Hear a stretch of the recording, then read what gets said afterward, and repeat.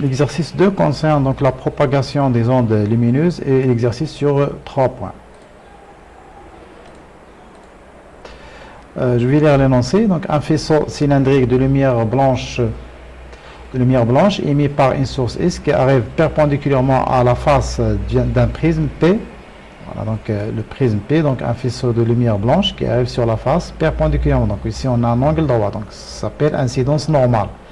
Normalement, lorsque l'incidence normale, le faisceau donc traverse donc du milieu incident vers le milieu le suivant sans déviation. Donc, on voit que c'est que le faisceau traverse directement vers la face où l'incidence n'est plus normale. Donc ici on a une déviation.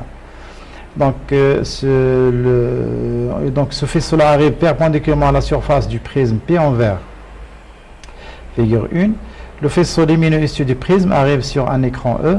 On observe alors sur cet écran un spectre lumineux. Donc, lorsque le faisceau lumineux de lumière blanche traverse le prisme, il se forme sur l'écran donc un spectre lumineux, c'est-à-dire des couleurs de la lumière que compose la lumière blanche sur l'écran. Choisir parmi les propositions suivantes celle qui est juste.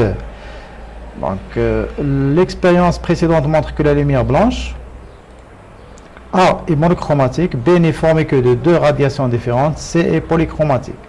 Donc ici on a monochromatique, polychromatique, donc soit elle est monochromatique, soit elle est polychromatique. Donc puisque ici c'est la lumière blanche, nous on sait que la lumière blanche c'est une onde qui est polychromatique, donc la réponse est C. La réponse juste est C parce que la lumière blanche c'est une lumière polychromatique. Et l'expérience montre qu'elle est chromatique parce qu'il y a ici apparition des couleurs qui composent la lumière blanche. Plusieurs couleurs, donc polychromatiques.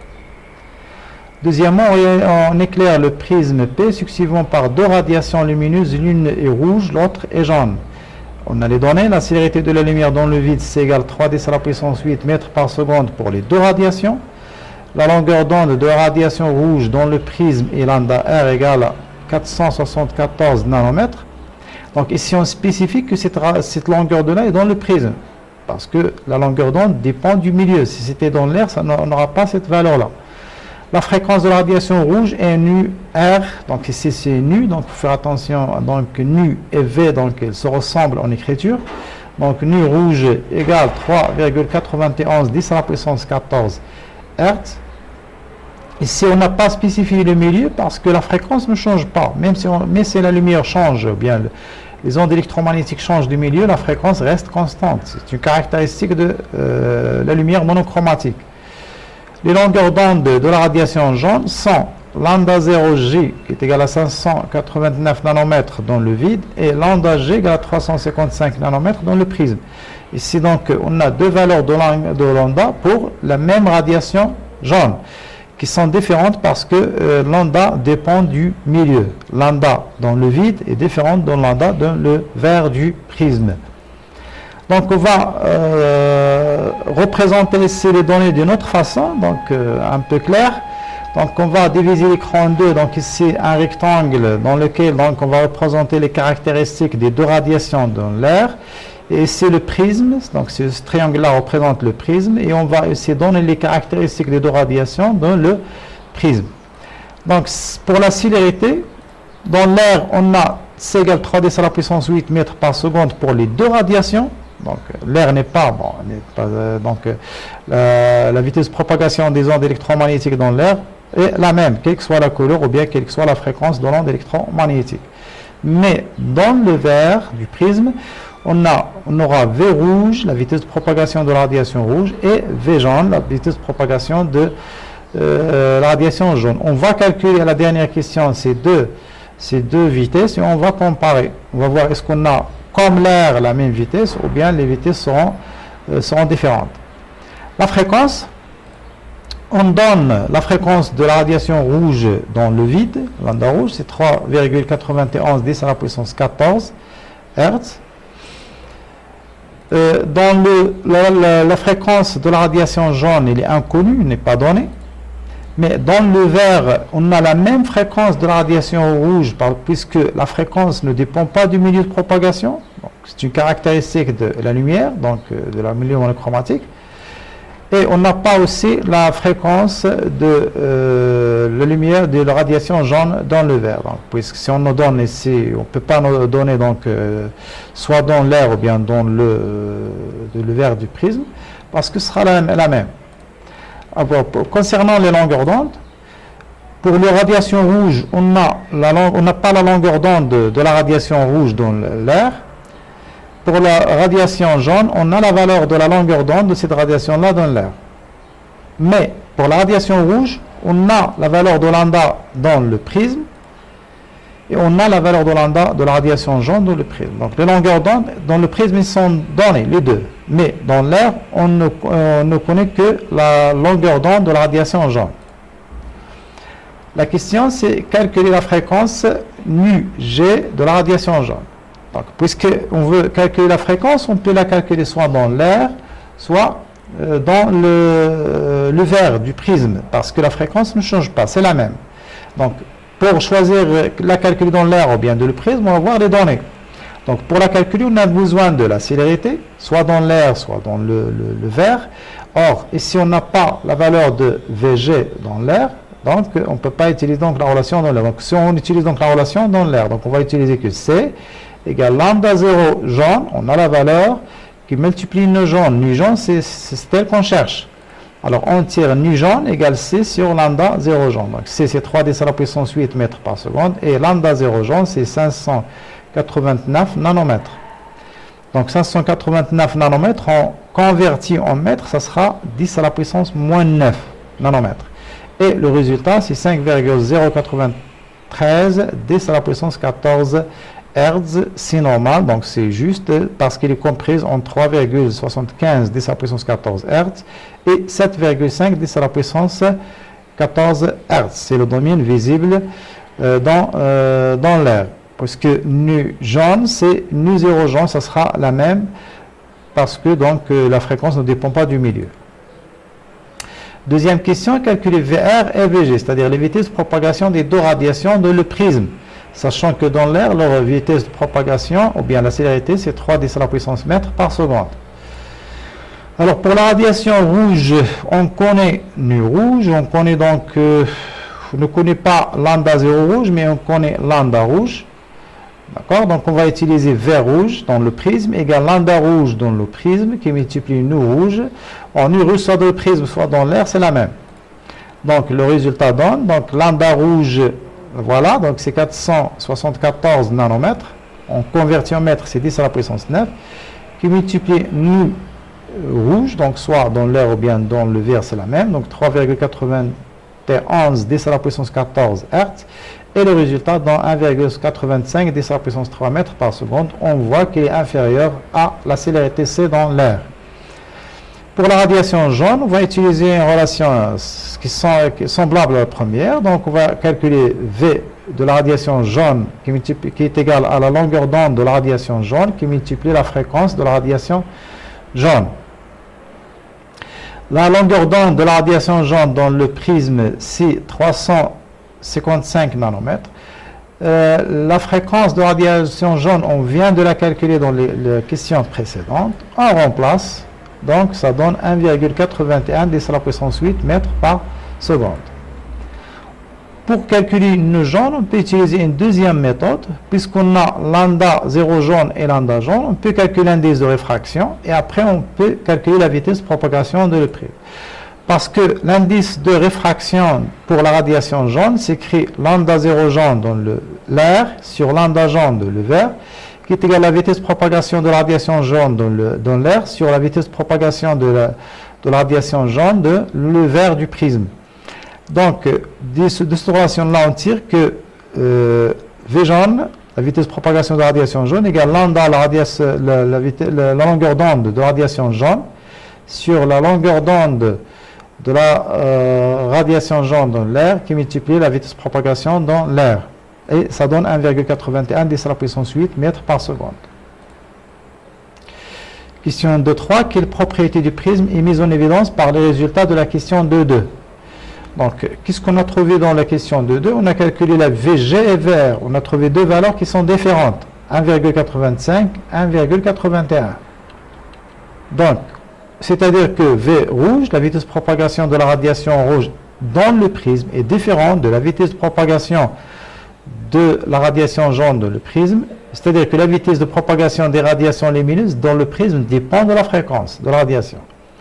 Or, cette propriété-là donc met en évidence donc le phénomène de dispersion, c'est-à-dire que le prisme est un milieu dispersif.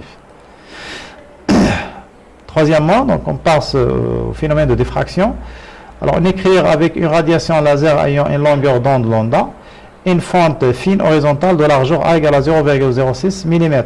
On observe sur un écran placé à une distance d de la fente un ensemble de tâches de direction verticale. La tâche centrale a une longueur L, figure 2. Voilà la figure 2. Donc, on a ici donc la distance d entre l'écran et la fente. On a ici une fente horizontale de largeur A, la source laser. On représente ainsi le quart angulaire θ et L, c'est la largeur de la tâche centrale. Donc, on observe sur un écran placé à une distance d de la fente un ensemble de tâches de direction verticale. La tâche centrale a une largeur L majuscule. Qu'est-ce qu'on va faire? Donc, on va changer la distance d entre la fente et l'écran. Soit on rapproche l'écran ou bien on éloigne l'écran de la fente. Ainsi, la valeur de L change et puis on note le résultat, puis on trace la courbe L égale à f de d. C'est-à-dire, comment varier la largeur de la tâche centrale en faisant varier la distance d entre l'écran et la fente. Voilà, le résultat, donc, c'est L en fonction de d. Donc, c'est une fonction, donc c'est une droite, c'est une portion de droite qui passe par l'origine. D'accord? Donc, établir l'expression de L en fonction de lambda A et d, θ étant petit. On prend donc tangente θ égale à θ. Question sur 0,5. Donc, utilise ici donc les propriétés des triangles et rectangles, tangente θ. Donc, tangente de l'écart angulaire θ égale le côté, donc la mesure de le côté opposé oui, sur la mesure de l'adjacent à l'angle θ. Donc, le côté opposé, c'est L sur 2 et l'adjacent, c'est d. Donc, tangente θ, d'après la figure, tangente θ, c'est L sur 2 sur d, c'est-à-dire L sur 2d. Et puisque θ est petit, on prend donc tangente θ égale à θ et θ en radian. Attention, il faut ajouter cela. Donc, c'est en radian parce qu'on voit dans la correction que plusieurs élèves écrivent seulement tangente θ égale à θ.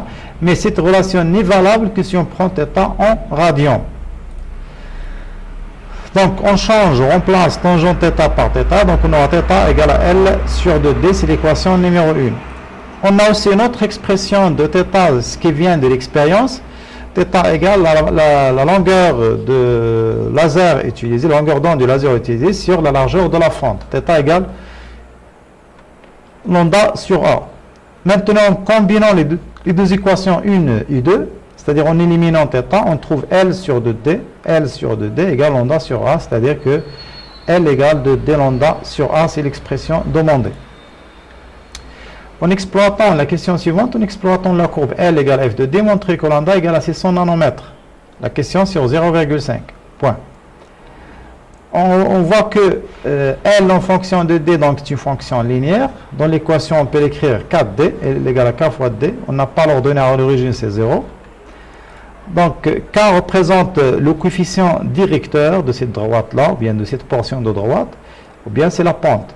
Pour calculer k, donc on cherche deux points faciles à projeter de la droite là. Donc si on choisit le premier point, c'est le point 0, 0, c'est-à-dire l'origine des deux axes. Et le deuxième point, c'est celui-là, cette tâche-là qui apparaît là. Après, on va faire la projection de cette tâche-là, puisque les coordonnées de ce point, premier point, ils sont connues, c'est 0, 0. Et si la projection, ça va donner 4, parce que ici on a 0,8, 1,6, 2,4. Donc ici c'est 3,2 et ici 4. Bon, ici donc la projection sur l'axe des abscisses, ça nous donne d égale à 200 cm. Bon, les deux grandeurs L et D sont en centimètres. Donc il faut faire attention lorsqu'on veut faire l'application numériquement. Ici ce ne sera pas de problème puisqu'on aura un rapport de L sur T, donc, mais il faut faire attention dans d'autres cas. Alors K égale les coordonnées, donc l'ordonnée de ce point-là qui est 4 10 moins 2, parce qu'on a fait la conversion vers le mètre, moins 0 sur l'abscisse de ce point-là qui est 200 cm, moins 0, donc K égale à 0,2 sans unité, parce que ça sera centimètre sur centimètre. D'après l'équation précédente qu'on a trouvée de la question précédente, L égale à 2 lambda sur A fois T. En comparant avec cette expression-là, donc les deux expressions, on constate que K égale à 2 lambda sur A. Donc 2 lambda sur A égale à K, et on tire la valeur, l'expression de lambda, et après on fait l'application numérique, on trouve, donc c'est K c'est 0,02, A c'est 0,06 10 moins 3 sur 2, c'est 6 10 moins 7 mètres. Si on veut convertir vers le nanomètre, ça sera 600 nanomètres. Bien sûr, il est visible puisqu'il est compris entre 400 nanomètres et 800 nanomètres et on travaille dans l'air. La question suivante, on fixe l'écran à une distance D1 égale à 2 mètres de la fente et on remplace la fente par un cheveu fin de diamètre D. On obtient alors avec la même radiation de longueur d'onde lambda une tâche centrale de largeur L1 égale à 3 cm. Déterminer le diamètre D du cheveu. Alors, puisque le fil, un fil bien cheveux, et la fente donnent des figures de diffraction semblables, on remplace dans l'expression précédente la largeur A de la fente par le diamètre D du cheveu. Donc, qu'est-ce qu'on aura donc? L1, puisque L a changé, donc ce sera L1 égale à 2. On a changé D, donc on a pris 2 mètres. Lambda, donc on n'a pas changé le laser, donc ça reste la même valeur de lambda. Mais ici, on avait A, la largeur de la fente, on va la changer par D, le diamètre du cheveu. On tire D égale 2D1 lambda sur L1 et on fait l'application numérique, donc 2 fois la distance grande DC2. Lambda qu'on a trouvé c'est 6 10 à la puissance moins 7. Sur L1 c'est 3 10 moins 2. Ça sera 8 10 à la puissance moins 5 mètres, ça sera 80 micromètres.